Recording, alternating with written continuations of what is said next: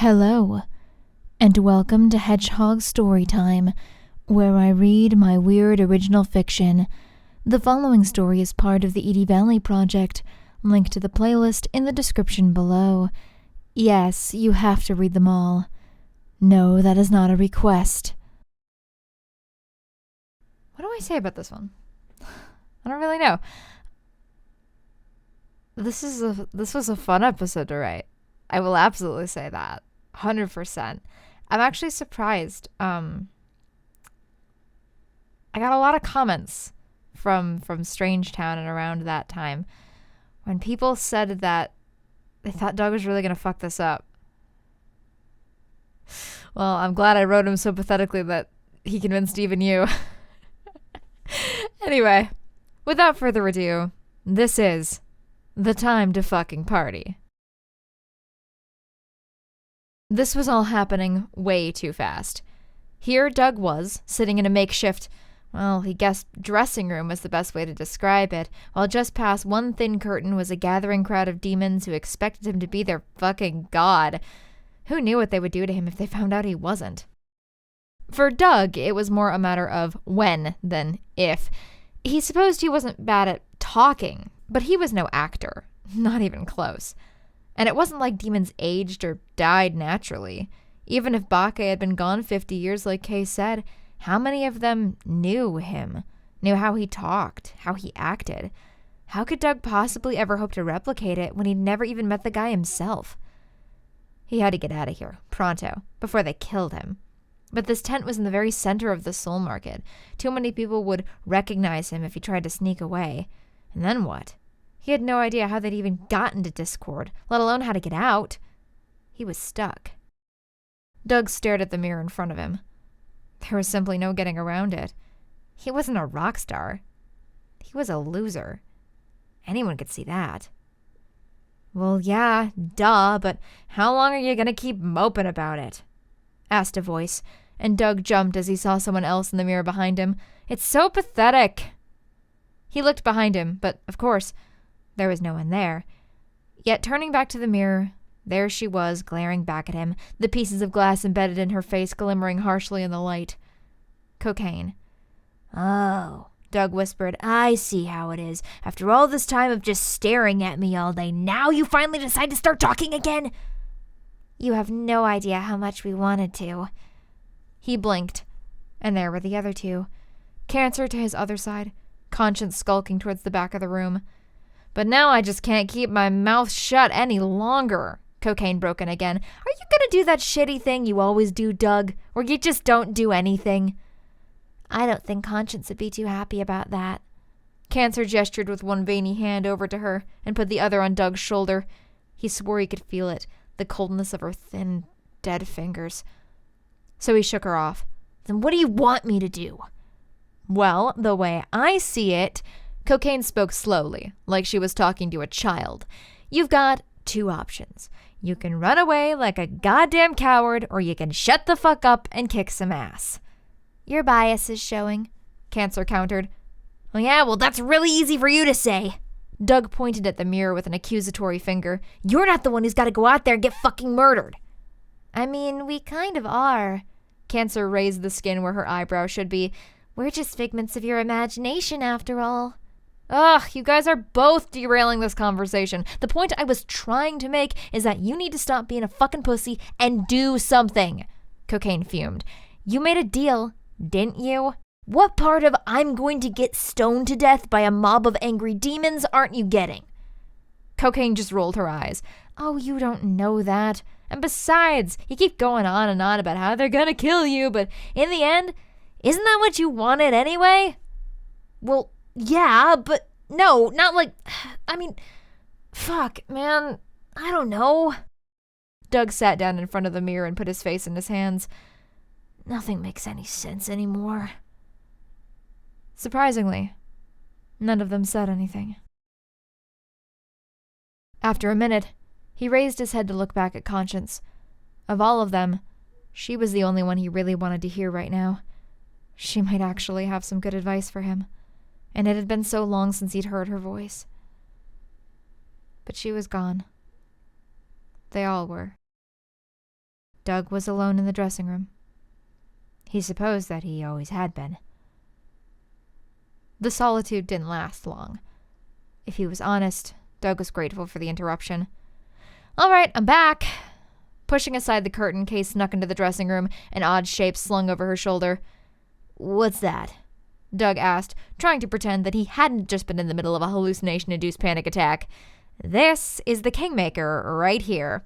With a flourish, she shook out the shape and held it in front of her. Took me forever to track down Bake's old tailor, but goddamn was it worth it. It took Doug a second to make sense of the shape, but he eventually figured out that it was a trench coat. Or maybe it was a pea coat, because it was thicker, like wool or something. He had no idea what the logistics were of coat labeling. The point was that it was black and long, with weird strappy bits along the collar, shoulders, and cuffs, and in contrast to the rather somber outside, the inner lining was made of silk dyed a garish shade of bright green. "Well, are you going to put it on?" Kay asked, and Doug realized she was holding it out to him. He hesitated. "You can't very well go out there in that ratty-ass sweatshirt." That made sense. Of course, Doug just hadn't really thought that far ahead. Looking at this coat, Bake's coat, the thought of putting it on made him aware that this was really happening. The instant he stuck that shit on, it was real. But, ultimately, hallucination or not, cocaine was right. He had made a deal. A horribly stupid deal that he hadn't fully understood the terms of, but one that had gotten him exactly what he was after. Abigail was dead, and this was what the price was. Doug sighed and grabbed the coat from her. "Here, these two." She handed him a button-down shirt and a pair of leather boots. He took the shirt, but upon seeing the boots he balked. "No way," he said. "You're not getting my shoes." "Why not?" "You're gonna throw them away or something." "As grody as they are, I'm not gonna throw away your damn shoes." Kay rolled her eyes, but there's no way that the Lord of Discord would be sliding around with wheels strapped to his feet. Doug still didn't move. "God, look, okay, if they're so important to you, I'll make sure they get someplace where you can grab them later. Now give me your goddamn shoes." That didn't make him happy. Not at all. Those were his sister's shoes. They were the only thing he had left of her.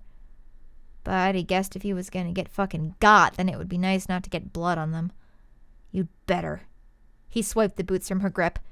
"These are the only pair of Converse Heelys in the world." "Wait a minute. This world too, probably." "Would you just put the clothes on already?" Kay snapped. "There's a mob of anxious demons waiting out there." He did, but it didn't stop him from complaining about it. Curiously, he examined himself in the mirror. Well, he certainly looked the part all right. Dramatic silhouette, pointy boots to shove in people's faces. But he didn't look like Bake. He looked like a fucking cosplayer. A good one, he supposed. Yet, as much as the clothes fit, he just didn't look right in them. "Oh, I almost forgot," Kay said after looking him over for a minute. "Give me your head." "What? Why? Must everything be a fight with you? Just do it."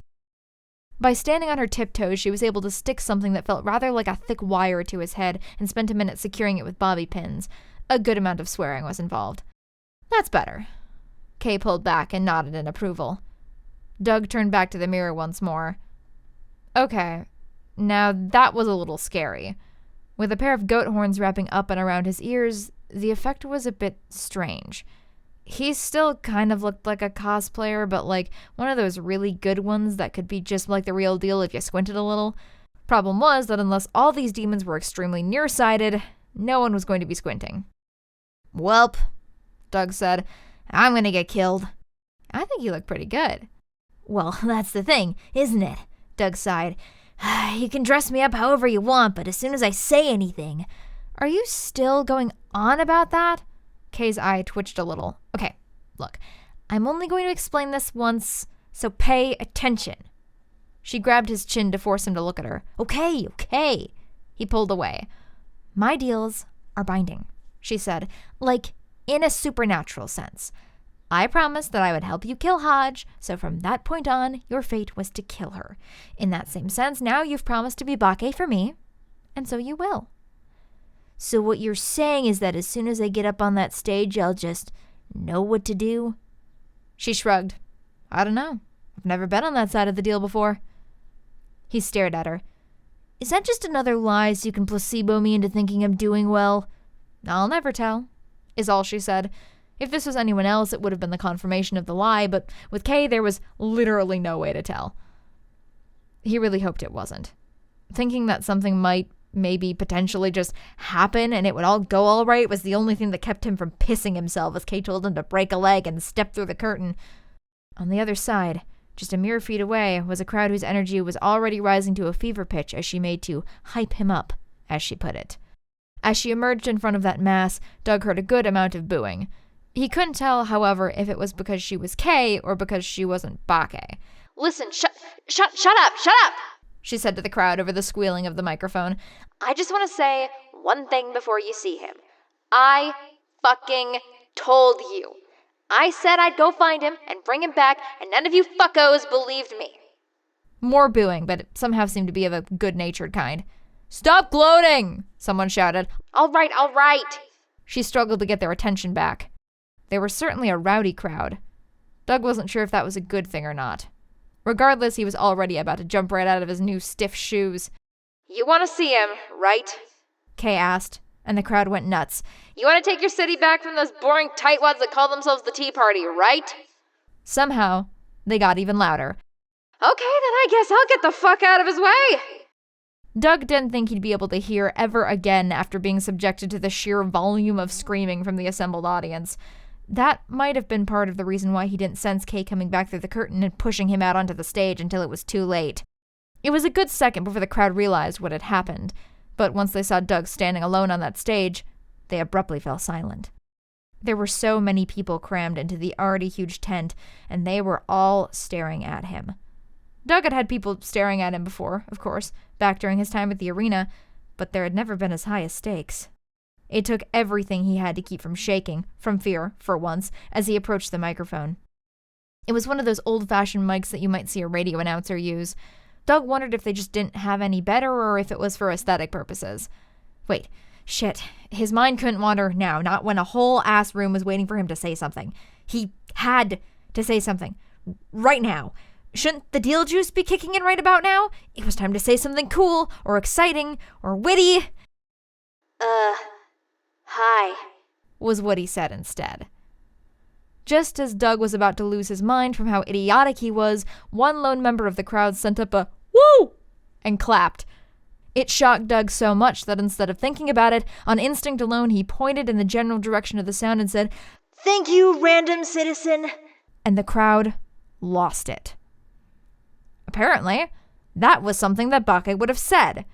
Okay, so maybe this wouldn't be as entirely foreign as he'd thought. How had he done this back at the arena? How had he commanded a crowd so effortlessly? He hadn't been concerned with it back then. His performance had just been a means to an end, but now it was starting to come back to him. It's, been a little while, hasn't it? He attempted to smile at the crowd as they finally calmed down. The problem was that as soon as he opened his mouth, they started going again. Doug raised a hand, intending to tell them to shut up like Kay had, but before he even got a chance, they fell dead silent again. Okay. That was pretty cool. He grabbed the mic and leaned in over the crowd, the toe of his boot only a few inches away from the nearest demon's face. She looked like she might pass out. Rockstar indeed. I heard that you dumbasses let some douche balloon gentrify my city. Admonishing them was definitely a gamble, but it had worked with Kay before. The crowd looked appropriately cowed. Though I suppose I'm also partially to blame. He sighed dramatically. I swear you try to take one little vacation. 50 years is not a vacation, someone shouted. It is when it's with your mom! Again, that was somehow the right thing to say as a directionless chorus of woos emanated from the crowd. But anyway, I'm back now. He continued, pacing back and forth on the stage, the coat flapping behind him. And I've been walking around the city all day. Let me tell ya, I'm disappointed. It's like no one's having any fun anymore. When I left Discord, I had no idea that little slimeball Malachi would be the one to step up to the plate, but he's sure done a bang-up fucking job. I mean, what has he done to my beautiful tea party? He kind of just hoped that they had realized he was talking about the square and not the group. This shit was confusing. It's too clean. Yeah, went the crowd. It's too quiet. Yeah! And most importantly, where's the fucking party? Yeah! Oh, and don't even get me started on fucking 6th Avenue. Boo! So, yeah, this high-class bullshit he's trying to pull, it ain't gonna fly with me. I mean, fuck. How long has it been since those pansy assholes have held a good hanging, huh? I'm genuinely asking, I don't actually know. Too long! Too long, damn straight. Demons were weird, man. Well, alright then, let's bring back the motherfucking party. This is a goddamn revolution now. The mic squealed as he shouted, but the crowd loved it. Malachi's got some answering to do, thinking he can just do whatever he wants with our city. At that moment, a sudden light from the back of the tent drew his eye. Kay had opened the flap to the outside. She looked unbelievably smug. With one hand, she gave him a thumbs up and then gestured for him to come over. For a second, Doug was confused, lost in the performance. But then he remembered the second half of this bonkers plan to lead the people who had come to hear him speak straight up the hill and occupy the tea party. It seemed laughable to him. And yet, as piece after piece of Kay's plan had fallen into place without a hitch, he had to admit that maybe Discord was just that fucking weird. Well, alright then. He turned back to the crowd. Let's go right up there, kick those square bastards out, and have the biggest fucking party of our lives. He seriously thought the screaming might rupture his eardrums this time. The demons reached upwards to him, and without even thinking about it, Doug half walked, half jumped into the crowd, letting them carry him all the way to the back of the tent. It wasn't until someone pinched his butt halfway across the crowd that he fully comprehended how surreal this all was. That somehow, this absolute loser had convinced an entire room that he was a god. How had this ever fucking worked? The answer, once he thought about it, surprised him. It was because, for just 1 minute up there, Doug had convinced himself, too.